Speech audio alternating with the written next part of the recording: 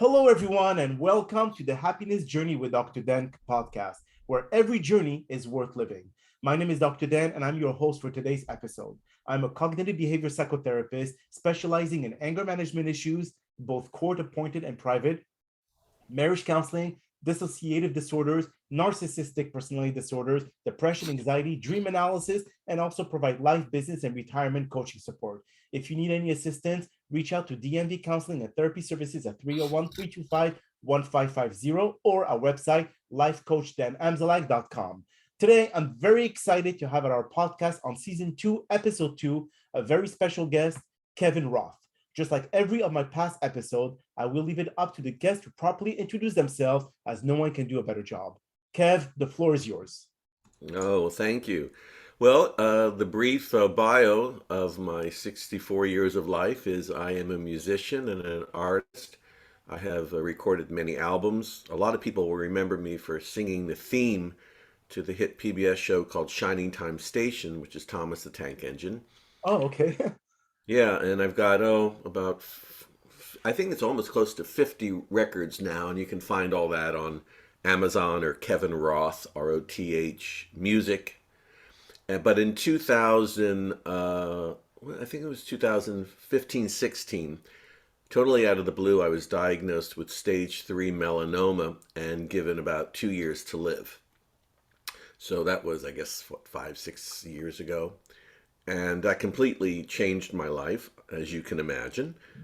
I didn't believe them, and I was ended up being right. But it sent me down sort of the rabbit hole, emotionally, mentally, physically, and spiritually, to question what was my life about and what was important to me. And I decided when a year came and went, and there were no signs of the cancer ever returning, I moved to San Diego, California from Kansas. Ooh. Started to live a life that I created, that I wanted to live because I realized that life is not a dress rehearsal, right? And then right before COVID hit, I became a life coach and began to teach people what I had taught myself and learned through spiritual and psychological wisdom. And I also play a musical instrument, which I'm known for, called the dulcimer, which is a beautiful lap folk instrument.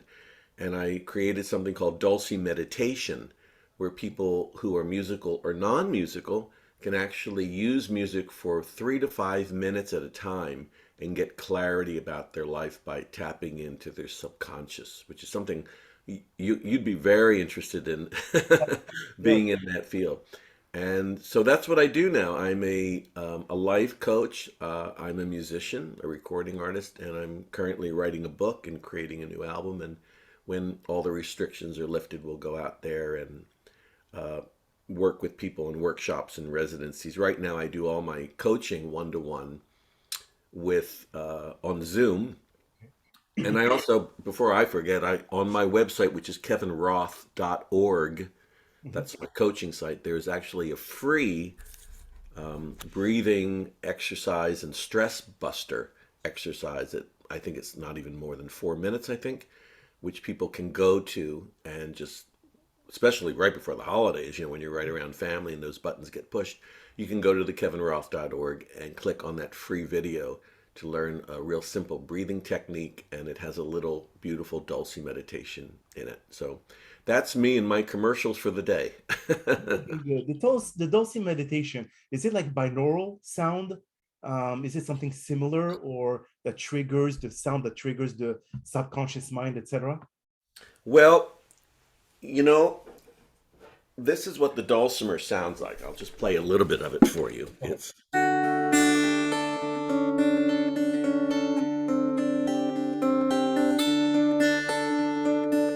so it's very meditative.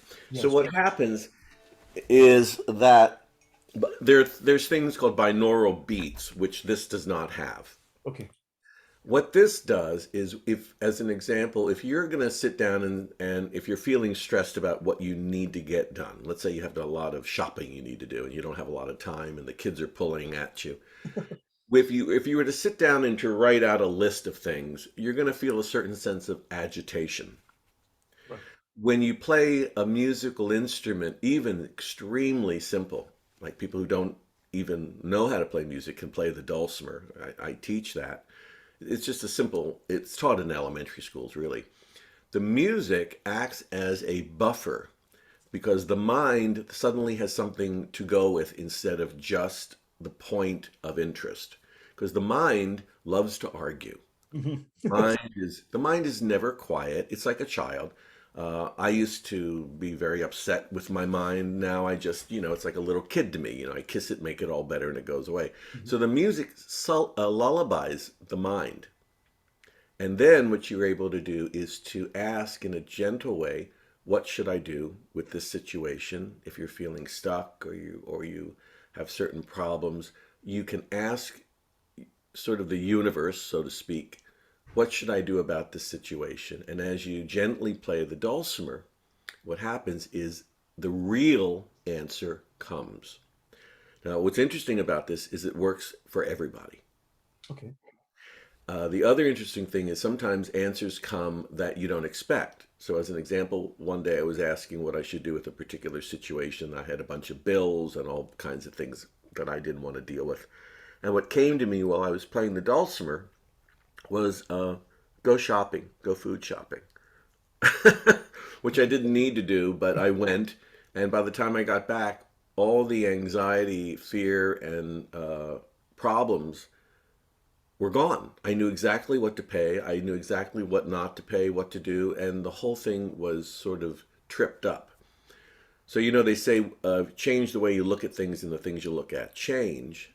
Mhm. That's what the Dulce meditation does. And one of the things that I teach in my coaching practice is, as an example, if you're really upset about something and the phone rings and it's someone you haven't heard from in a long time, and you say, hey, how you doing? Oh, that's great. Where you been?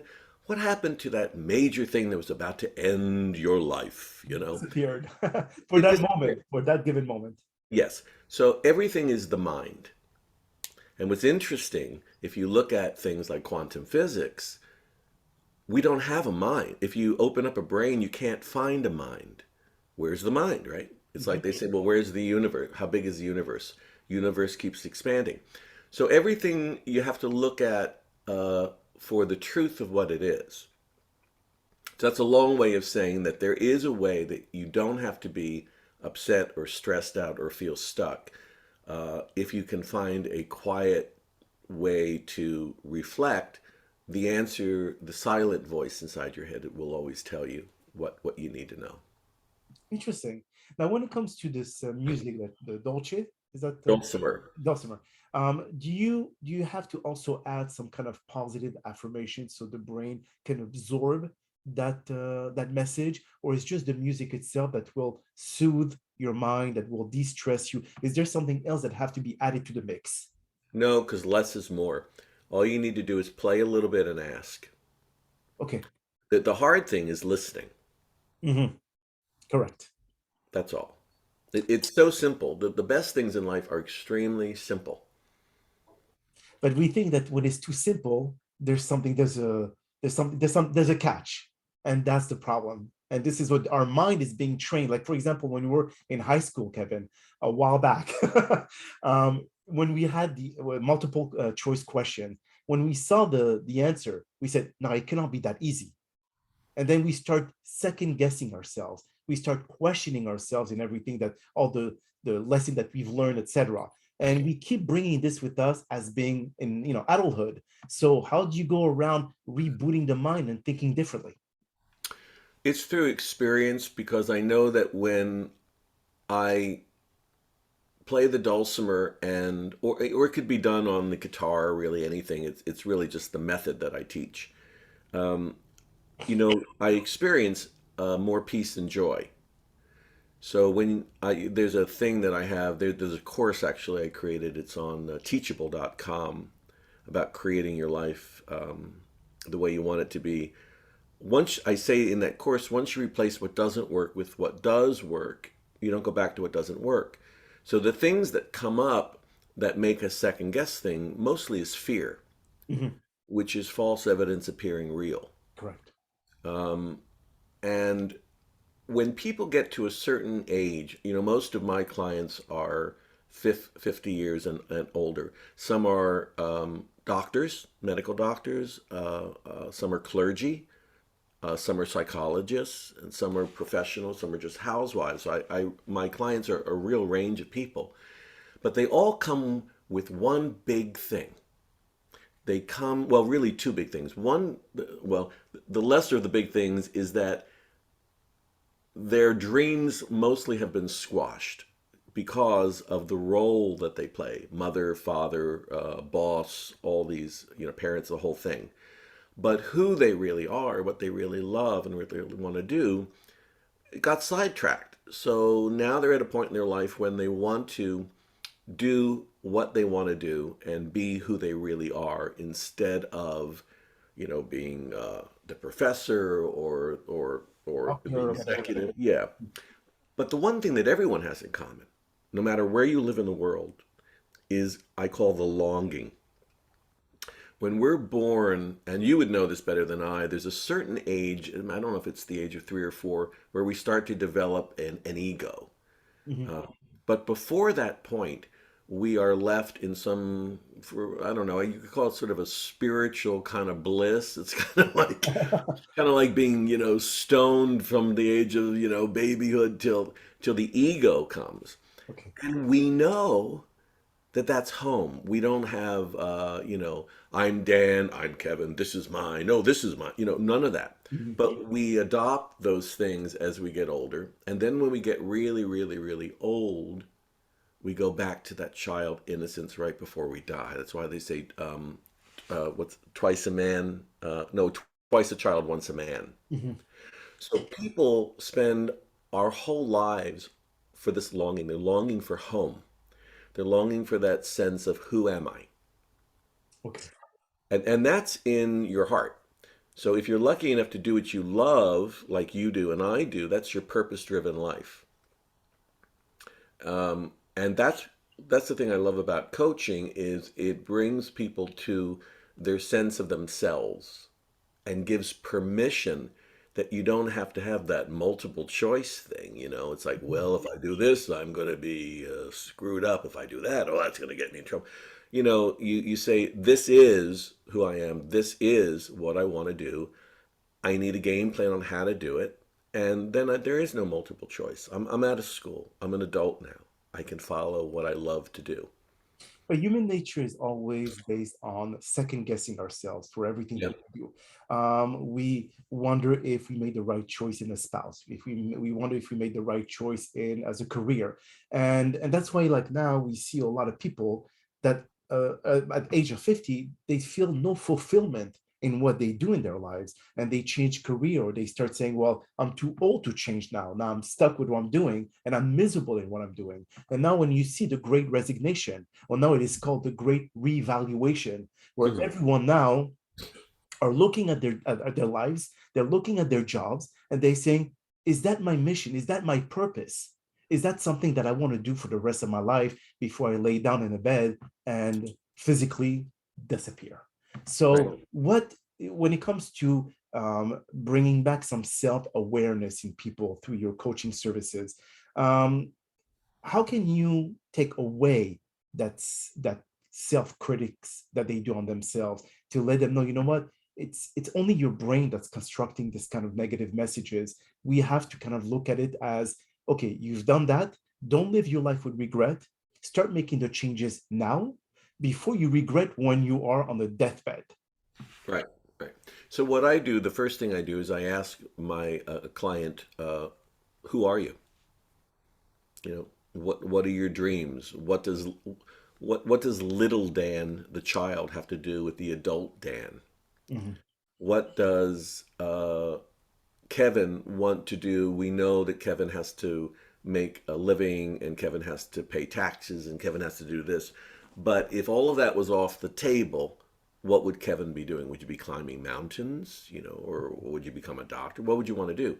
And once they open up and they express uh, who they are in a safe environment, which means that I allow them to be exactly who they are, then we start to discuss how we can start. um, molding that life. It's called a role to soul. Like, there's a wonderful book by Connie Zwig about it, where, we have these roles in our life. But what does our soul want? And then I teach people how to get that.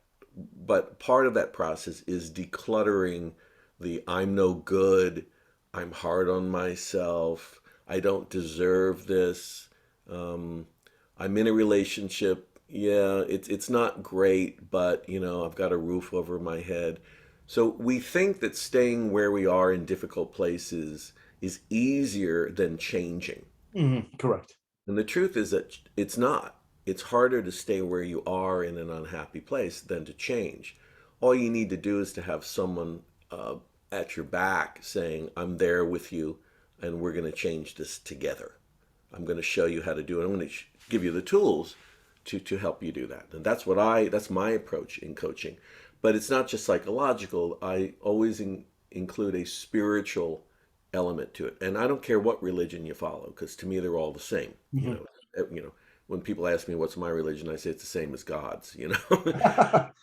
So I think that that's important because everything starts with that longing to be home.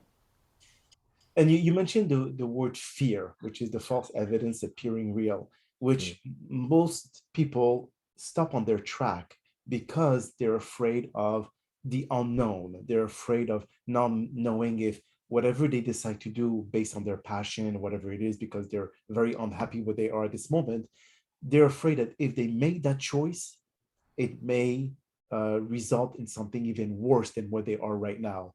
And that's what stops people from reaching their dreams, if you would call that. So, how do you go around that fear? Well, what I do is I use Dulce meditation. So I'm going to be moving in the next couple of weeks, and there were several choices to go with. One choice, the choice that I ended up with, was a place that I would have never picked. But when I did my Dulce meditation of saying, should I move a mile from here to this other place in an area I know, or should I move to this other place by the mountains in California, which I don't know, I was conflicted, and it brought up a bunch of fear, like, well, one is more expensive, and well, it's going to cost you more to move, on and on and on. And I sat and I did Dulce meditation, and I asked, what feels good? What feels peaceful? Okay. And the mountains came. And then I asked, but there, but what do I do about this, and what do I do about that? And again, the mountains came. So what I did is I drove up to that area, Mhm. and as soon as I went into that area, You knew. I knew. I knew. Logically, it didn't make any sense. When I moved from Kansas to San Diego, I was almost broke from all the medical costs and everything like that. So you don't want to move to San Diego if you're broke. Oh, no. But I did, because my gut said that is where you will thrive. That's where your heart belongs. And I did. I went from basically surviving to thriving. So you need to trust that inner voice and go gentle. Once you start throwing in that mental stuff of, well, I can't because, that's your mind. Mhm.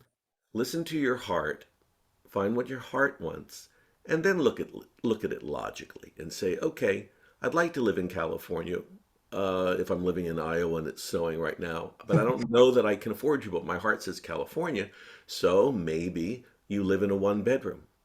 You don't buy a house in California, which right now is a ridiculous thing to do anyway. Crazy. But you can do it. I did it. Mhm. It whatever the heart really wants, you get it. If you're looking to date somebody, or when you meet someone, the first thing comes up for a lot of people is, oh, I don't know, they're out of my league. But man, when you see that person that you want, ain't no stopping you. You become Rocky, right? You go after it. You go, oh, no, no, no, no, no. They say, well, I don't know if I want to go out on a date. Don't skip the whole date. Let's just go get married. I mean, you come up with stuff because there's a knowing. Wow. And the fact of this known thing, I mean, you would probably say, well, before you take a major step in your life, take calculated risk, because obviously you just will not want to go blindly and put yourself in harm's way. So those calculated risks per se, Kevin, isn't that will allow the brain to calculate too much on that risk and start questioning themselves, trying to anticipate, predict, assume that if they make this choice, this is what's going to be rendering the result. So again, like in business or in when you go into starting your own company, you have to take calculated risk. You're not going to go into something that you're completely unaware of. You have to have some knowledge. So does that hinders the progress of people? I think that it's a balance. I mean, if I wanted to save a lot of money, I could get an apartment for $400 somewhere in the Midwest. That's a calculated non-risk. I know what it is. I know what I'm going to pay. I'm paying $1,400 now. Okay, so I could pay $400 and live in Iowa. I don't want to live in Iowa. My heart isn't in Iowa. I've given concerts there. It's actually quite a beautiful state, but I want to be in California. So I balance everything out with what does my heart want, and then I look at it with the risks. And when risks present themselves, I say, is this worth the risk? Or maybe I don't have to make the entire decision today, but I can take the next step and looking at it. When I moved to California, everyone said you will never find an apartment for $1,000 ever. You just can't do it. I would somewhat agree with them. Well, I did. I found one because my heart knew it was waiting for me. Life is sort of like a dream. You kind of have to step into it. Yes. And the way to eliminate the fears and the calculations and all the mind stuff, the way I do it and the way I teach it is through the Dulce meditation or through a process of thinking. Some people don't want to play an instrument, and then I teach the same kind of thing through a process of thinking. I call it Being okay. being, which is where you can sit down with a cup of coffee, no cell phones, no computers, no noise, and just be. Very difficult for people to do that. Oh, Just be. absolutely. Okay. Absolutely. Just be. Yeah. And when it comes to, because again, human nature is based on instant gratification, Kevin. So your meditation, how long does can people start seeing results? How long can people say, you know what, I've done that for 2, 3 weeks and nothing really changed? Or wow, I've seen a drastic difference on my perception, on how I see my life, how I see my career, how I see my relationship, etc. So in average, how long does it take? I kid you not, immediately. I'm with you on Zoom when we do the meditation together. And I say, let's get the question, let's ask it inside and tell me what comes. When you do it with a certain breathing exercise that I teach, if you play the dulcimer or if you don't, I've never had someone say, I'm not getting anything. Okay. Never. I've never had it. So it comes immediately. Because okay. And that feeling, does that, do people like suddenly tell you, hey Kevin, I want to go and transition now to another stage in my life because of this meditation, and now I'm ready to take whatever risk necessary to be able to follow my heart and not just follow financials or anything else to say, oh, this is too expensive, or come up with excuses to not move forward. So do you kind of like hold their hands and help them through this process? We tell them, okay, the next stage is this. Then after that, you need to do this. How does that work after they start I, feeling changes? I do that. I have a rather close relationship with my clients in the sense that I can see them on Zoom, but I also watch them and guide them. I recently had a client that was about to make a move that, I don't ever tell people what to do, Okay. but if she had done what she was going to do, I'm pretty sure she would have really uh, put a lot of strain on her marriage. I see. Okay. So I said to her, you need to think about it this way because this could affect your marriage. And then we look at why this person wanted to do that. And that goes back to childhood, never getting your needs met. And, in this particular situation, I want it, I want it, I want it, I want it. Give it to me. And I told her, you already have it. You've got it. You're an adult now. You don't have to listen to the little Yes. child.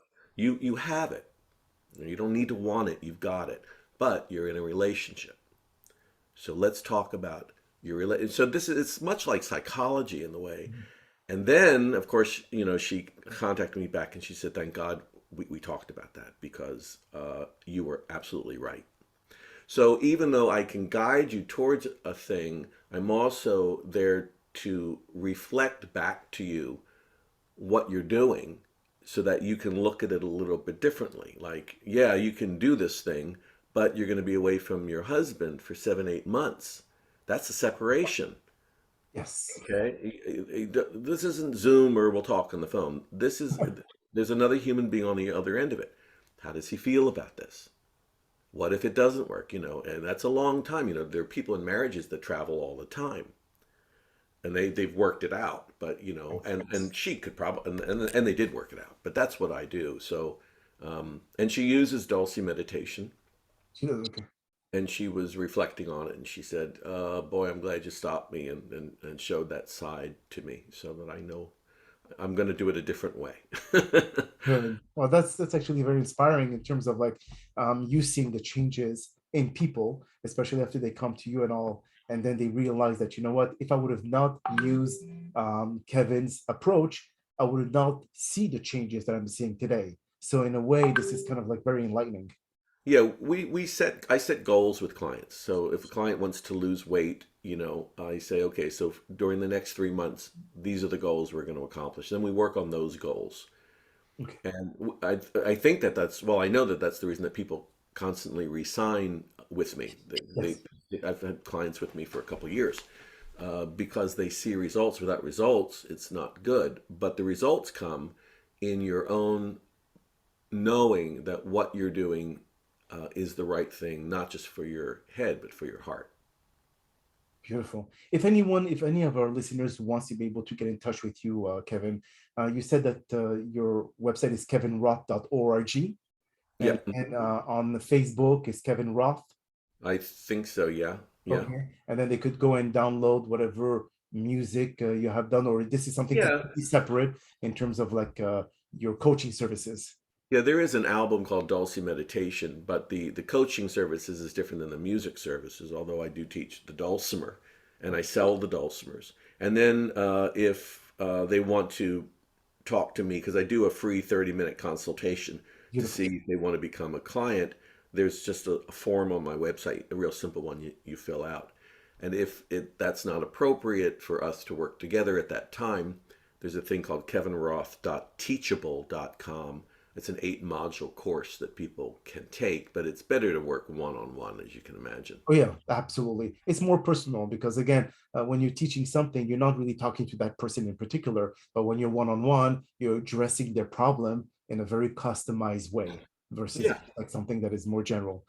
Well, that is all the time that we have for today's podcast. I do appreciate you, Kevin, for taking the time out of your very busy schedule to join us. Thank you again for participating and inspiring our many listeners with your incredible story. We hope you have all enjoyed today's episode, and I'm very excited about the many upcoming guests we have scheduled for season 2 of Happiness Journey podcast, filled with inspirational stories just like the one you listened to today. Now, here are a few concluding words of wisdom. Dreams do not work unless you do. Therefore, the distance between your dreams and reality is called affirmative action. And for that to happen, you must believe in yourself and push limits so you could conquer all your goals and achieve happiness. The laws of attraction stipulates thoughts become things. But without adding action and belief into the equation, there will be no great things to experience. Start making the changes today so you can see the light tomorrow. My name is Dr. Dan Amzalag, and you may all keep pursuing your amazing journey in life.